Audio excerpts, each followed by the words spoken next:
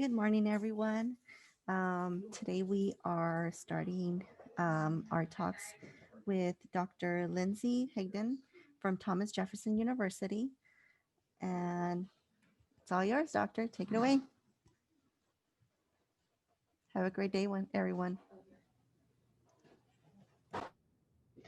Hi, thanks for inviting me to speak today. I hope everyone can hear me well, and I'm just going to get my slides shared on the screen.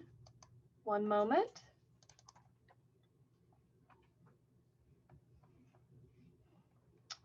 All right. And can I just get confirmation from some of the support staff that it's projecting well? Good to go. All right, great. So today I'd like to discuss a primer or an intro to autoimmune epilepsy. I think more and more in medicine where the immune system and autoimmune diseases have become a hot topic, from autoimmune diseases that weren't described until a decade or a little more ago, and then also harnessing our immune system to treat things like different kinds of cancers. But our immune system is incredibly important for protecting us, but sometimes it can be stimulated and turn on itself or turn on our bodies and cause inflammation of the brain, which is what this is showing, is the brain on fire, and how that can cause epilepsy as one of its main manifestations, as well as a whole host of other syndromes. So hopefully by the end of my talk today, you'll have a little bit more familiarity with the different kinds of autoimmune epilepsies that have been described, and for providers how to recognize it, and for patients and families, whether you know someone who's been affected by autoimmune epilepsy, or maybe have a little bit more information on how it's recognized and treated. I don't have any financial disclosures, and just know that any treatments that I discuss in today's talk are off-label and non-FDA approved. So autoimmune epilepsy was formally recognized as a type of epilepsy back in 2017 by the International League Against Epilepsy. And really, the core definition is that it's an epilepsy syndrome resulting directly from an immune disorder, and seizures are a core symptom. It may not be the only symptom. There could be cognitive decline, movement disorders as well, but seizures have to be a core symptom. So some of the questions that I want to address today is, when should you consider an autoimmune cause for epilepsy? And then trying to explain better these terms, paraneoplastic and autoimmune epilepsy, and are they synonymous? Are they related? For the non-providers in the talk today, paraneoplastic directly translates to related to a neoplasm, which is cancer. So, kind of coming alongside a cancer diagnosis. So I'll use this term throughout the talk. This is the outline of my talk today. We'll discuss a case that I saw back in my training, give you a little bit of background information about neurotransmitters, receptors in the immune system. Oh, sorry, realized I made a typo there. And then a little bit about the diagnostic approach. And then we're going to only cover some of the key antibody syndromes and some of the clinical features of those syndromes. We can't possibly go through them all in 40 minutes. Then a little bit about treatment options and a conclusion to my case and take-home points. So the case I saw back in my training was a 17-year-old woman, had no medical issues, no history of seizures or any cognitive problems or psychiatric problems, who presented to the hospital around Christmas time with 10 days of inability to sleep, and her family saying that she seemed intermittently confused and just more anxious and agitated, kind of tearful. When she came in to the hospital, she seemed somewhat inattentive, but didn't have any weakness or sensory problems or tremors or anything on her physical exam.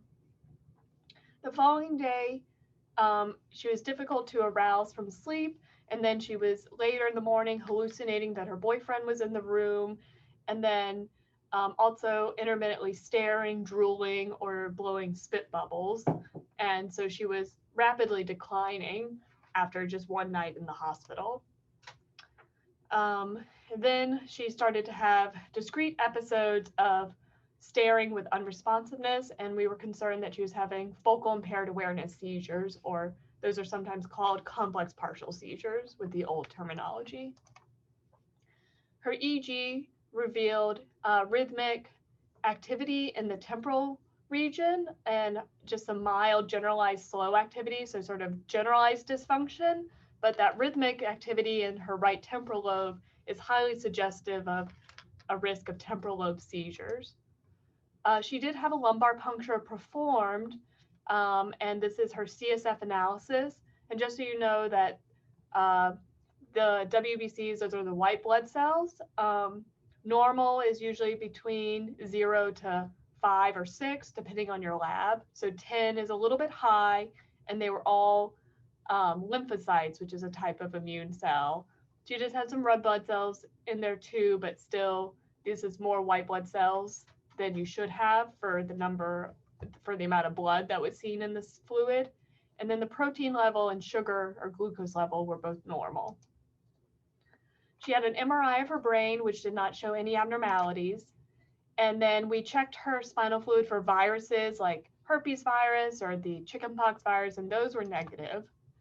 I was training in Pittsburgh, so because she was a minor, she was transferred to the Children's Hospital, and I continued to follow her case peripherally because I was interested. And then 2 weeks later, she had a blood test and a spinal fluid test coming back positive for the Nmda receptor antibody. So that she was diagnosed with that and then later treated, and I'll talk about that in the case conclusion. So if anybody's heard of Nmda receptor encephalitis in the media, it's probably from this now pretty well-known book called Brain on Fire by Susanna Callahan. She was a young reporter living in Manhattan who developed this syndrome and was initially thought that she was having a psychotic breakdown because she was anxious, disorganized, wasn't performing well at her job, but then she was hospitalized following having seizures and then was later diagnosed with Nmda receptor encephalitis. And I read the book and it's very good. It was adapted into a movie, which I haven't seen, so I can't comment on that.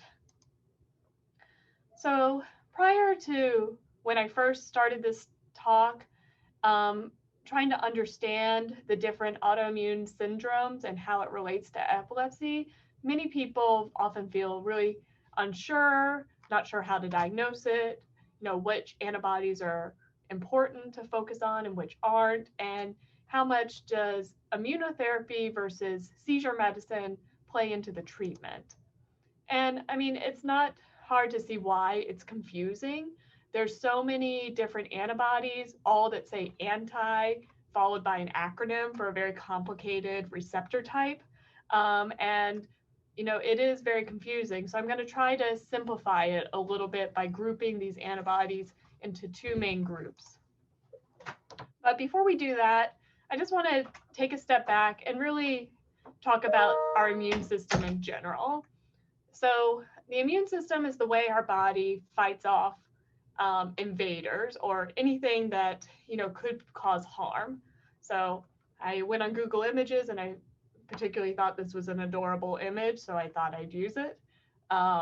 So if these little guys here are the invaders, we have our innate immunity, sometimes also called cellular immunity, which these are circulating cells that are programmed to recognize things that are not yourself, that either a fungus, a virus, a tumor, or a bacteria, and they see them and they know you are not part of the body, we don't like you, we are going to eat you and then destroy you. And that is just how they're programmed. occasionally, you know, these cells can get confused, especially the T cells, and see something that they're programmed to believe is foreign, but it actually is part of your own body, and that can cause destruction of nerve cells and brain cells. And these guys, once they're programmed to attack your body, they're much harder to deprogram. Now, the other type of immunity is acquired immunity. So this is a little bit more like when you go and get your flu vaccine, you're trying to show your body a little bit of the flu virus and have your cells recognize it and produce antibodies. So acquired immunity or humoral immunity is to make specialized antibodies that are very specific. The cellular immunity, like this green guy who eats the bad guys, it's very non-specific. It's a little bit more of a rough.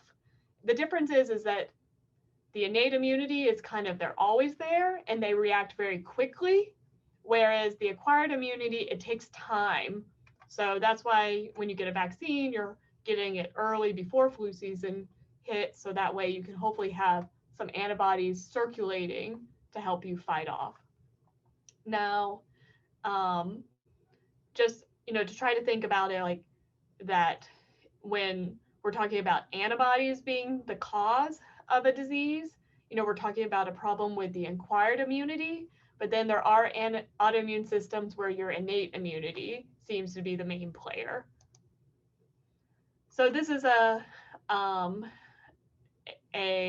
figure from a paper by Toledano and Piddock in 2015.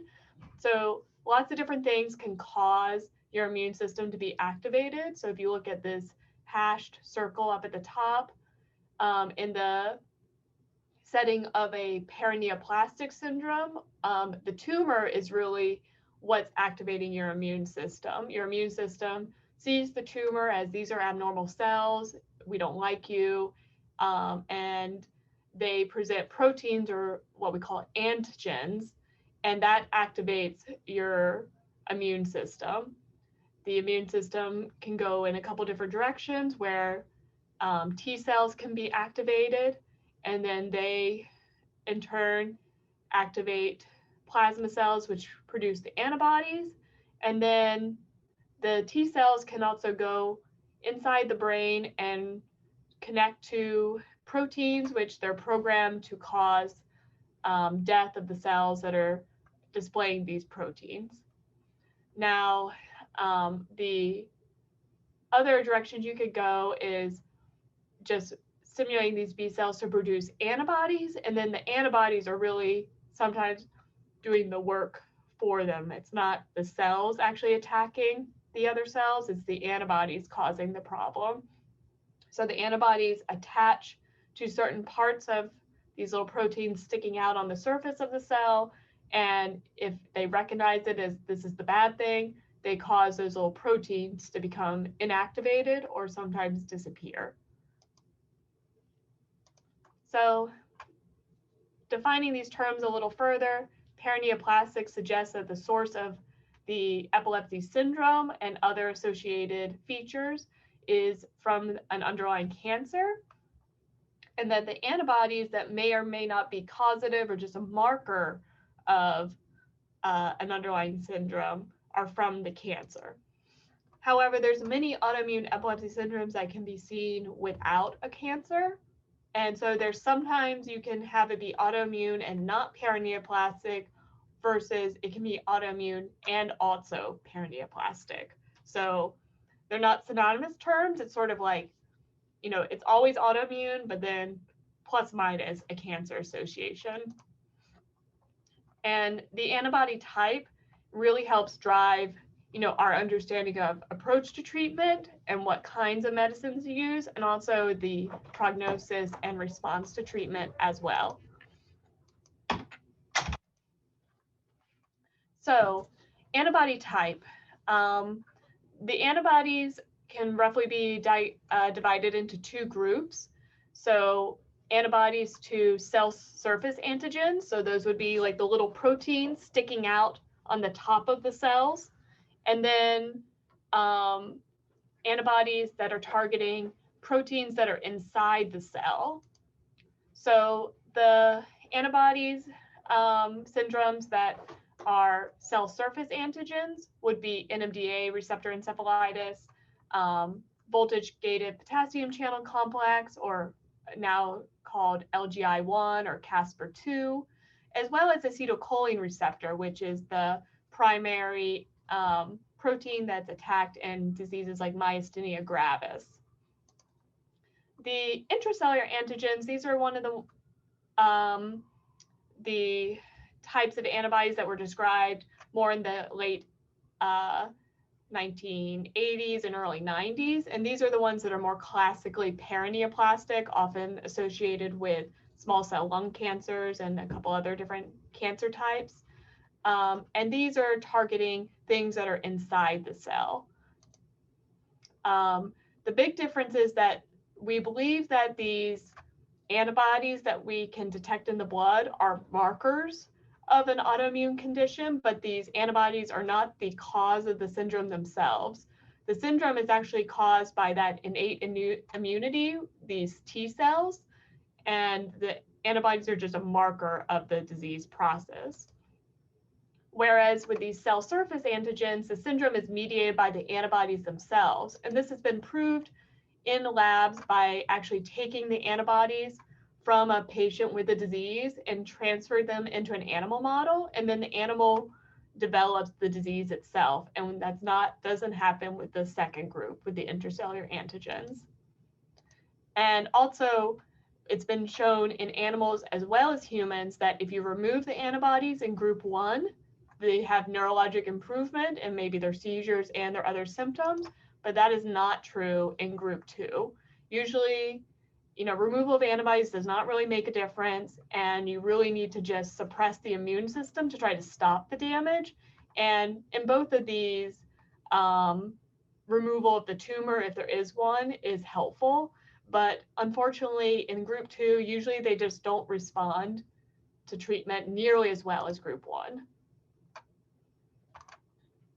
So, like I said in the beginning, it's too hard to go through all of these in detail. So I want to focus on more the cell surface antigens, and specifically the most common and the ones that are the most treatable. So those are LGI1, Gaba B, and Nmda receptor encephalitis.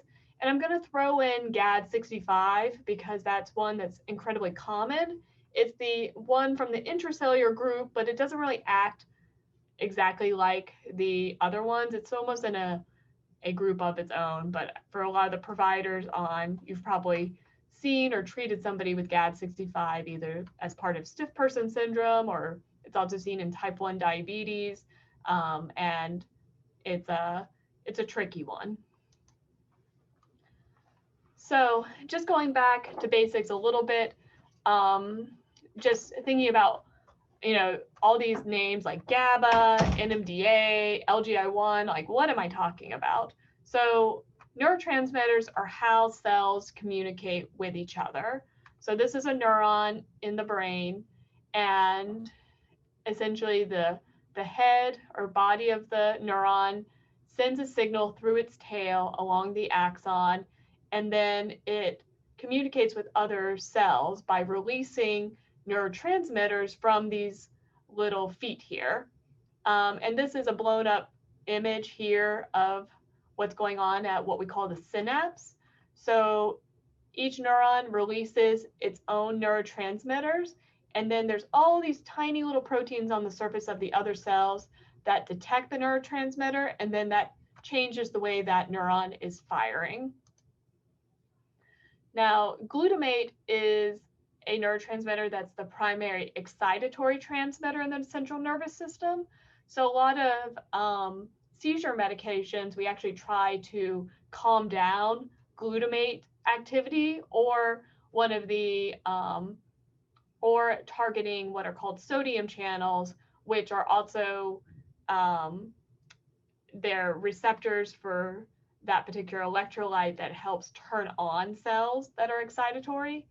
GABA, on the other hand, is one of your major inhibitory transmitters, and it calms things down. So a lot of seizure medicines, we try to increase GABA activity. Those would be like things like benzodiazepines, like Ativan, Klonopin, as well as several other types of anti-epileptic seizure medicines. So here's kind of just a look at what a receptor looks like. So this is the surface of a cell, and the Nmda receptor binds glutamate. So it kind of locks into this little like lock and key type of situation on the surface. And then if it gets the key, it opens up the channel and it causes stimulation and changes inside the cell. Now, in Nmda receptor encephalitis, like the patient I described, what Dalmau described is what happens is very similar to what happens clinically in patients with myasthenia gravis, is that when the cell is normal here, they have one cell releasing its neurotransmitters, glutamate, and then there's Nmda receptors in green on the surface, and they are just responding normally. When you have the antibodies to Nmda receptors present in the system, what happens is these antibodies float around and they bind to the green receptors, and they're like, you're bad. So what we're going to cause is an internalization process. So the actual cells start to break them down, and then they get eaten up by the cell, and then you end up having much, much fewer of these receptors available. And that's the same thing that happens with myasthenia gravis, is that over time you lose more and more of these receptors to be able to respond to acetylcholine, which causes neuromuscular weakness. For Nmda receptor encephalitis, they lose these Nmda receptors. There's fewer of them available to respond to glutamate, and that's what causes the seizures, the cognitive changes, neuropsychiatric problems, and then later movement disorders, coma, catatonia. Now, not all autoimmune epilepsies are created equal. Each antibody, and we're still trying to figure out how the other ones work, but they all work differently. So we know that antibodies to the AMPA receptor causes something similar to Nmda by causing cross-linking and internalization. So they actually, if you have the disease, you have fewer of these AMPA receptors. But then for Gaba B and LGI1, there's not any internalization, but the antibodies bind up the different portions of these proteins and these receptors, and it makes them like not functional.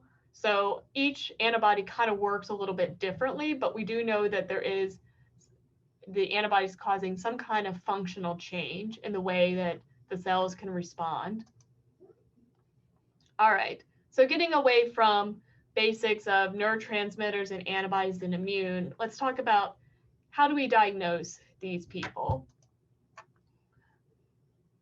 So what patients as well as providers need to know is that there's certain red flags for when you should think of autoimmune epilepsy. So typically, one of the words that are used is that there's an explosive onset of new onset seizures. I recently took care of a young man who had actually had epilepsy before, as well as he has Crohn's disease, so another autoimmune disorder. And he had focal epilepsy where he was just having maybe 2 seizures a year, was pretty well controlled on 1 seizure medication. But then in March of this year, he just started to have a new seizure type, and it was happening daily from the onset, like multiple times a day. He was getting goosebumps, and then sometimes having staring and confusion, and his neurologist started adding more medications, and so far 6 months later, nothing's working. Like we're trying to, we've tried steroids and IVIG, and we're now going to start, some more longer term, more heavy duty immunosuppressants. So if people present with epilepsy out of the blue, like frequent seizures, over the course of days or weeks, or if they present with their first seizures as status epilepticus, especially refractory status epilepticus, that's a sign that this could be an autoimmune cause. Also, if they have seizures coming from multiple locations, I had a patient with new onset refractory status who 1 week she was having seizures coming from her occipital lobe in the back of her brain, but then earlier in her admission, they were all coming from her left temporal lobe. So that is also a tip-off that this isn't your typical run-of-the-mill epilepsy. If you have multiple seizure types, or if the EEG is showing that is coming from multiple different parts of the brain. If they have progressive cognitive changes like dementia, behavioral psychiatric changes, so psychiatric changes could be new onset mood disorders like bad depression, anxiety, or even things like psychosis, hallucinations, or severe obsessive compulsive disorder, anything that just seems out of the blue, especially patients who haven't had a history of psychiatric problems. Also, having a viral prodrome. And what this means is that prior to the onset of the seizures, did they have a recent viral illness like headaches, runny nose, cough, bad diarrhea, sometime in the, anywhere from a few weeks to 6 to 8 weeks prior to the onset of seizures, because what that could suggest is that you might have had a virus that might have triggered your immune system, and that the immune system is now primed and is releasing antibodies that were originally to fight the virus, but now it might be fighting your body. Also, there seems to be a higher incidence of people developing autoimmune epilepsy if they have other autoimmune diseases. So that could be anything from type 1 diabetes, lupus, psoriasis, rheumatoid arthritis, a whole host of different things, celiac disease. And it doesn't need to be personal history. It could just be a family history of that. Or if you've ever had cancer before, or a family history of cancers. There's also other sort of general markers of autoimmunity, the anti-nuclear antibody and the topoisomerase antibody. And if these are positive, don't jump to conclusions and think you've diagnosed Hashimoto's, encephalitis, or lupus, but these could just be positive in anybody with an autoimmune disease. So look for other antibodies. And then look for evidence of inflammation in the spinal fluid or on MRI of the brain or PET of the brain, but just know that these can be normal, especially early in the disease. So I wanted to talk a little bit about how these conditions actually present very differently depending on your age and your gender. So Nmda receptor encephalitis has been most commonly, it was only really discovered in I think 2007, but it's the one that has the most data behind it. And so we've been able to see that the way people present is very different. So for children, there's definitely a female predominance, but they usually present with seizures and then develop the encephalitis. And most of the seizures are focal seizures, so not convulsive seizures.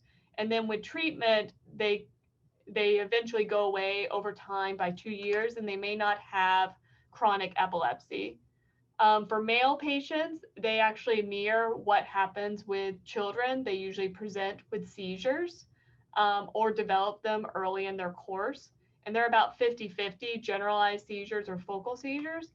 However, women often present with the neuropsychiatric findings, and it's usually later in their course that they start to have the seizures. And usually when they do have seizures, they have convulsive seizures. So that's an important point. We often think of Nmda receptor encephalitis as a disease of young women, but it can happen in middle-aged to elderly women, and it can also happen in men and children.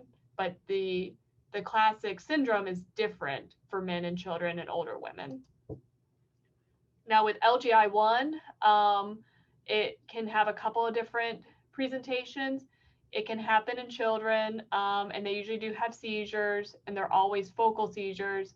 It's much, much rare in children. Only 7 cases have ever been reported. So with adults, they can have 2 different types of presentations, and I'll talk about this in more detail later. So they can have quick onset of mesial temporal lobe seizures at the onset and never develop these facial brachial dystonic seizures, which looks more like a movement disorder. And that's like sort of the limbic encephalitis type look, which we'll talk about a little more. But then the ones who do have facial brachial dystonic seizures, and that's only about a third of people with this antibody, those seizures actually precede the cognitive changes and the temporal lobe seizures by usually weeks to months. So if you recognize it early and start immunotherapy early, you can actually prevent them from progressing to this pattern. So the GAD 65 patients, usually about half of them have seizures at presentation, and then they might get a little better for a while, as the encephalitis initially is treated, but then usually their seizures are chronic and refractory and can get worse over time, unfortunately. If they present with temporal lobe epilepsy as their main symptom, they, might with initial treatment respond, but then like with the encephalitis one, they usually are refractory to treatment and their seizures get worse over time, which might mean that they need, epilepsy surgery or some other type of treatment in addition to immunotherapy and seizure meds. Gaba A, which we'll talk about more, they usually present with status epilepticus, and that's in both adults and children, but adults can also present with refractory focal seizures. Gaba B also tends to present in status epilepticus, especially if it's paraneoplastic or related to a cancer. If it's non-paraneoplastic, they usually present with very frequent seizures, but this one is treatable if it's recognized. So just so you know, there is no specific type of seizures that are autoimmune or specific EEG finding. You might have read about extreme delta brush for Nmda receptor encephalitis, but that's only in the comatose stage. So don't expect, a specific seizure type or EEG finding to tell you it's autoimmune. There's been some trends like seizures with autonomic features like goosebumps or pilomotor seizures, but it's just, they can kind of present in multitudes of ways. Also, the MRI findings can be varied. So classically, this is a coronal section of a MRI brain, and this is the temporal lobe looking head on.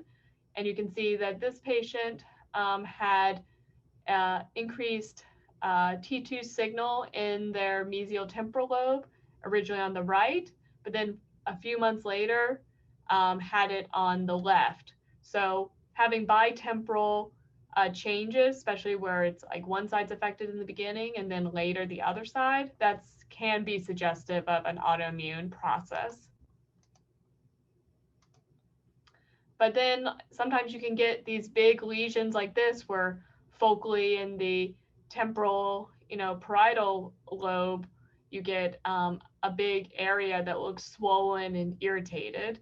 And this is somebody who had aphasia and then later was diagnosed with Nmda receptor encephalitis. So it almost looks like a stroke.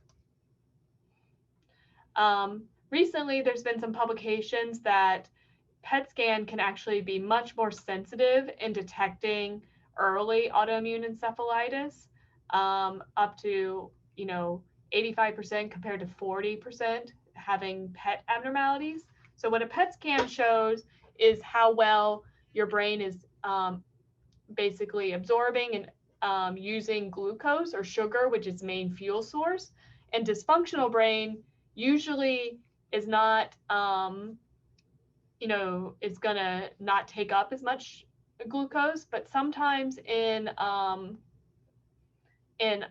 encephalitis, because the brain is having seizures so frequently and it's inflamed, you might actually see increased uptake of sugar in these PET scans, and I have some examples. It's also been described that with Nmda receptor encephalitis, they can have a gradient where there's a lot of uptake of glucose in the frontotemporal regions, but as you go towards the back, it starts to look more dim towards the back of the brain.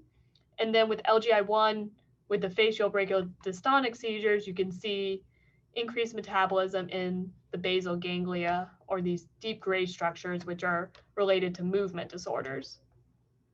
So here's an example of comparing MRI and PET. So looking at the brain, initially, you can barely see some increased white or T2 signal in this area, but on PET scan, it's actually bright white. And then 2 months later, you see that both temporal lobes look white, and then they're both bright on PET. And then 6 months later, it's, this side is dimmer and this one's getting better. And then 14 months later, or 10 months later, it's actually both are starting to normalize. And then this is 14 months later. Here's an example of the MRI for LGI1. So you see the brightness here in the temporal lobes. And you can see on this PET scan, there's increased activity in the temporal lobes, but actually it's much more prominent in the basal ganglia, these structures here. So red is like hot or a lot of activity, and blue and green are like not as much activity. So these are flaming hot, and this is somebody who is having very frequent facial brachial dystonic seizures. Inflammation in the CSF is helpful, and it can support that there's an autoimmune process, but it does not have to be abnormal for there to be an autoimmune process. You can also check for elevated IgG index or oligoclonal We often check for those in multiple sclerosis, but it's also helpful for autoimmune encephalitis or epilepsy because they're non-specific signs of immune system activation. All right, I'm doing okay on time. So a lot of people have questions about, how do I do the testing? Do I need to test a patient's blood or their spinal fluid? So most of the antibodies will be present in blood, but there are some antibodies that are found only in the spinal fluid, especially with Nmda receptor encephalitis. And also there's been reports that some people have antibodies to things directed towards the brain in their blood, but they don't necessarily even have an illness. So there can be false positives. With Nmda receptor encephalitis, if you only test blood, there's a small chance that you may have a false negative because it's a portion of these patients only have antibodies in their spinal fluid. So I always say, if you're able to get spinal fluid, send both just to avoid the chance of false negatives, because if the panel comes back negative, then you don't always know what to do. So here's some data from the Bethel Antibody Lab over in Europe. And most of these different antibody syndromes are present in serum and CSF, but there's a portion of GAD and a larger portion of the Nmda where it's the blue is the CSF only. So when you order these panels, it's very important to know what's on the panel. So sometimes they can have like fancy names like autoimmune epilepsy panel or autoimmune encephalitis panel or paraneoplastic panel. But if, say, you're thinking like, oh, I'm worried about LGI1, and you just pick the panel off an ordering chart, sometimes if you actually look at the details, they're not even going to automatically test for that antibody. So it's always good to go online, find out where your lab is sending the test, because it's usually one of like a few places like the Mayo Clinic, Quest, LabCorp, and you can look and see what you're ordering online. and what's going to be tested. All right, so once you get your results, that's going to take at least 2 to 3 weeks. So don't wait to treat. And even if you get a negative result, but you still have a high suspicion that there's an autoimmune process going on, consider sending a reserved sample to a research lab. There's a couple different places you can send to, like the Mayo Clinic, and specifically ask them to look at like the antibodies that are not commercially available, or if you have a research lab associated with a hospital or university nearby, you can send it there. I think also Euroimmune, which is a commercial lab based out of Europe, will also test it for rare antibodies that are not commercially available. Also, if you get a positive result, but say it's like a positive result to acetylcholine receptor antibody, which is in myasthenia gravis, that doesn't necessarily mean that that's the causative antibody. They just might have some other antibodies, but not the clinical syndrome going along with it. So I've definitely had patients come to me, and for one reason or another, they got a panel sent and they have a positive antibody, but they don't have any neurologic syndrome that goes along with it. So it could just be a false positive, or just an antibody that's there, but it's not actually causing a syndrome. If you're totally confused by what I've said so far, there is actually a tool that can help you. This was originally published in 2018. It's called the Antibody Prevalence in Epilepsy and Encephalopathy Score. And then the second part of it is the response to immunotherapy in epilepsy and encephalopathy score. This was done by Div Dubé and company out in the Mayo Clinic. And you basically look at all those red flags that I described before, and you can add up a score, and it can tell you the likelihood that you're going to have an antibody present on your test. And then depending on what your panel ends up showing, if it ends up showing one of these cell surface or neuroplasma membrane antibodies, then their response to treatment is much more likely. So these are called the APE2 and the Wright score.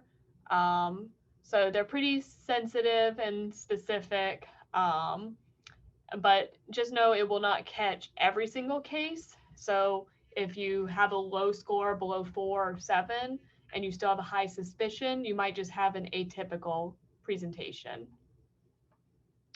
All right, so now I'm going to go over a couple of those syndromes in a little more detail. So for the voltage-gated potassium channel complex, or LGI1, typically think older adults, mostly male. So at least, sorry, my phone's going off. So these people usually present with classic limbic encephalitis, temporal lobe seizures, also hyponatremia and REM sleep behavioral disturbances. So that could be a tip-off. And then anywhere from 1/3 to 50% can have those facial brachial dystonic seizures.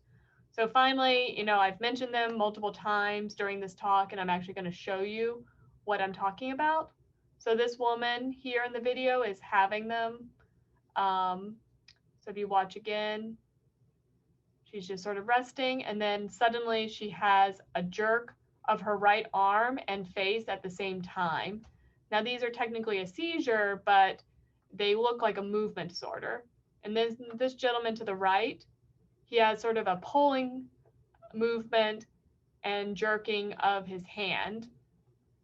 And so these can happen up to hundreds of times a day, and sometimes are misdiagnosed as a movement disorder or a tic, but these precede the full-blown epilepsy and encephalitis. And if you look at this great paper by Arani, he has access to multiple videos and descriptions of them. So they're very brief, less than 3 seconds, and they can be triggered by sounds or emotions, and often the EEG is normal or can have a frontotemporal localization. These seizures specifically are not really responsive to typical seizure medicines. If they develop the temporal lobe epilepsy, temporal lobe seizures will respond to seizure medicines, but typically with the facial brachial dystonic seizures, they respond best to steroids or other immunotherapy. And this is just a chart showing that. If the MRI is abnormal, it's usually going to be in the mesial temporal lobes, like I'd shown before. A little less than half of people will have abnormal spinal fluid, and actually tumor association is pretty rare with this syndrome. And if it is, it's usually going to be some kind of lung cancer or a tumor of the thymus gland, a thymoma. For anti-Nmda receptor encephalitis, the median is 19, and it can happen anywhere from 23 months to 76 years. Definitely predominantly female, and some of the things that can tip you off are the psychiatric symptoms, and then later they can develop abnormal movements, oral facial dyskinesias, athetosis, dystonia, and they can also develop really severe autonomic instability, which means that their heart rate might be fast, or they might have erratic blood pressure, and then many of them can start having hypoventilation where they're not breathing well and need to be intubated or sometimes have a tracheostomy placed. They also can develop catatonia and refractory seizures. Just for sake of time, I'm not going to show this video, but there is on YouTube a video posted by Dalmau showing these facial dyskinesias, but essentially it's like a spasming of the face, and it looks like a cramping look. And this was a young woman who ended up having an ovarian teratoma. And once it was removed, her seizures and these movements eventually resolved. So the MRI is abnormal about 50% of the time, can have multitude of different types of abnormalities. I talked about the PET fronto to occipital gradient. And then most of the time, the spinal fluid is abnormal. If there's going to be a tumor, it's most of the time going to be in young men or women, and it's usually either an ovarian teratoma or a testicular germ cell tumor. If there is a tumor present, they do better if the tumor is removed, and these patients particularly tend to have a very slow recovery. All right, for Gaba B, so this is the GABA receptor into the B subunit. This can present in anywhere from young adults to older adults. It's split 50-50 as far as gender, and usually they present with classic limbic encephalitis with seizures and cognitive changes, and sometimes refractory status epilepticus. MRI is abnormal about a little over half of the time, usually medial temporal lobe flare changes, and the CSF is abnormal. If there's a tumor, it's usually small cell lung cancer, but they won't have antibodies to HU, HU, which is usually indicative of a cytotoxic T cell problem and not an antibody mediated syndrome. So this is more of the classic paraneoplastic type I was talking about at the beginning. So this is a chart just summarizing some of the key findings that I mentioned. And sort of hyponatremia in the facial brachial dystonic seizures for voltage gated potassium channel or LGI1, the psych symptoms within Nmda, autonomic instability, movement disorders, and Gaba B is really prominent seizures. For GAD65, they typically are younger. A lot of them just present with seizures. Some can have some psychiatric changes. They can have abnormal spinal fluid. They really don't respond that well to IV steroids or IVIG, and they rarely become seizure-free. Remember, this is the one that is an intracellular antibody. It can also be seen in other syndromes such as type 1 diabetes and stiff person syndrome. So as far as when you do diagnose somebody with one of these syndromes or you highly suspect it, it is recommended to screen them for tumors because tumor removal is part of the treatment, because if your immune system is responding to the tumor's presence and that's what's causing the creation of the antibodies, if you don't remove the source, then it's hard to completely stop the syndrome. So a lot of people do a CT of the chest, abdomen, and pelvis, but if you discover Nmda, definitely consider a transvaginal ultrasound or pelvic MRI, and then repeat screening for up to 2 years after the encephalitis resolves. For LGI1, a CT of the chest will help you find a thymoma or small cell lung cancer, and same with Gaba B. You can also consider a full body CT or PET scan. All right, so treatment options. I'll kind of go through this a little more quickly. So there's really divided into first line treatment, which is pulse steroids and then sometimes weekly pulses or chronic taper of steroids, usually starting with methylprednisolone. And then if you switch to oral, then prednisone. You can also do IVIG for 3 to 5 days, and then you can do every week or every other week for 6 to 8 weeks. And then for more chronic therapies, mycophenolate or Cellcept is probably used more often. But if they're really not responding well to the first line therapy, you might try rituximab for the antibody mediated type. And if they are the T cell mediated type or the innate immunity, it's recommended to do cyclophosphamide. So this is sort of the treatment algorithm, and all of them are kind of follow a similar pattern. You try the first line therapy. Plasmapheresis we usually reserve for if you have an incomplete response to steroids or IVIG, just because this can worsen autonomic instability, and it usually requires a central line to be placed and a longer hospitalization. If there's improvement or 50% reduction of seizures at 4 to 6 weeks, that supports as a diagnosis. So you might want to start chronic therapy with azathioprine or mycophenolate. So mycophenolate has action against T and B cells, whereas azathioprine is mostly T cells.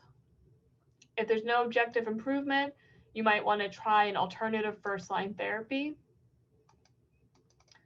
So as far as treatment, many patients do respond, but really the thing that predicted response is if they got early treatment. So within 4 months in this study for people who responded, and the median onset of treatment was 22 months for non-responders. So treat early.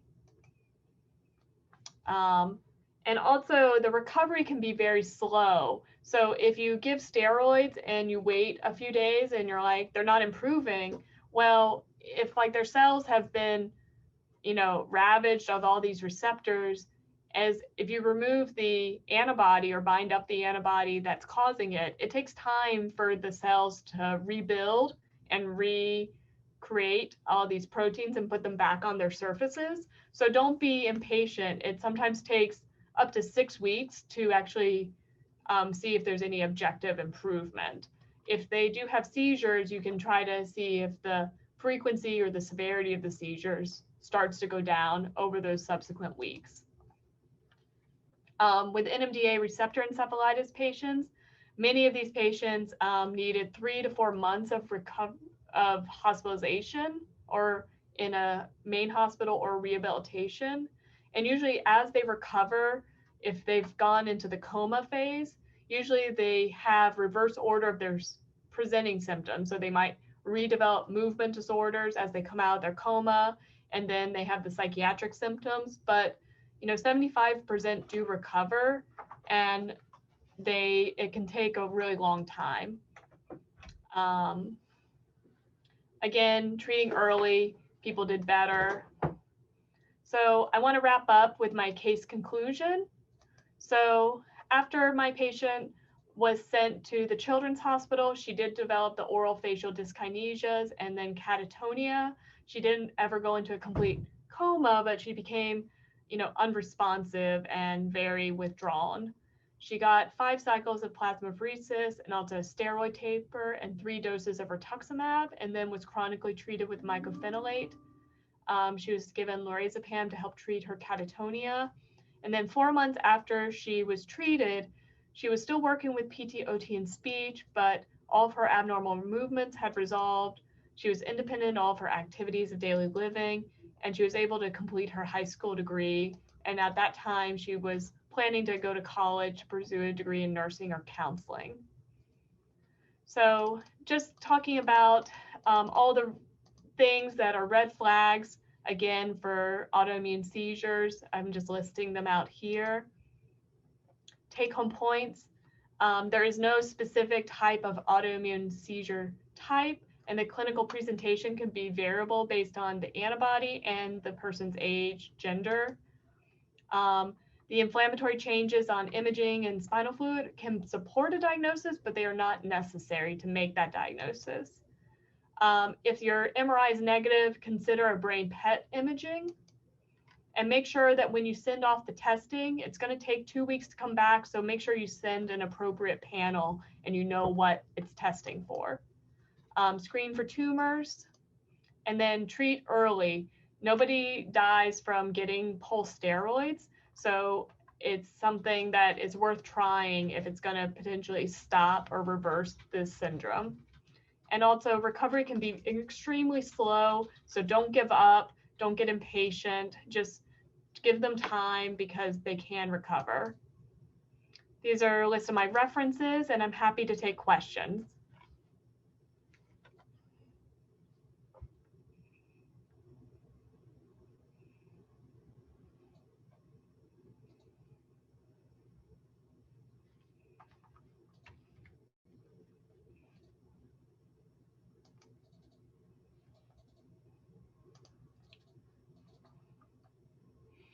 So I'm looking at the chat. I think a lot of these. Oh, can I see the TPO and ANA slide again? So the TPO antibody and thyroglobulin, those are usually related to Hashimoto's encephalitis. And I have seen that both ANA and TPO thyroglobulin have been positive in a patient we later diagnosed with LGI1 encephalitis. And LGI1 encephalitis and Hashimoto's encephalitis both respond really well to steroids. So I would just, if you do have a positive TPO, I would recommend testing for other antibodies just because it might not be the causative antibody. And it says, if you suppress the immune system with meds, are you making other disorders worse? I mean, it depends on what their comorbidities are. A lot of these patients may have other autoimmune disorders. So like say if they have MS or Crohn's disease, you have to collaborate with their other doctors, because if they're on multiple immunosuppressive agents, you can potentially, put them at risk for like infections, and they may need to be on prophylactic antibiotics or have screening for certain things for opportunistic infections. But for the most part, I mean, I have several patients on rituximab and they tolerate it really well. They just get it once every 6 months. Cyclophosphamide, on the other hand, has a lot more side effects, like hemorrhagic cystitis. So I haven't actually treated anybody with that. Most people do well on Cellcept or mycophenolate. You just have to follow their blood counts very closely.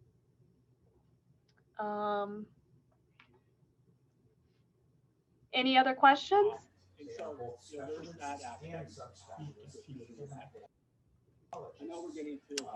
All right. Thank you so much, Doctor. Oh, it was my pleasure. I hope that it was educational and everyone enjoyed it. And if you want to, you can share my email, lindsay.higdon@jefferson.edu, in case if anybody wants to ask questions after the talk, because I know you have another speaker coming on. Thank you. Perfect. Thank you so much. You have a good day. Thanks for inviting me. Of course. Thank you for participating. Thank you.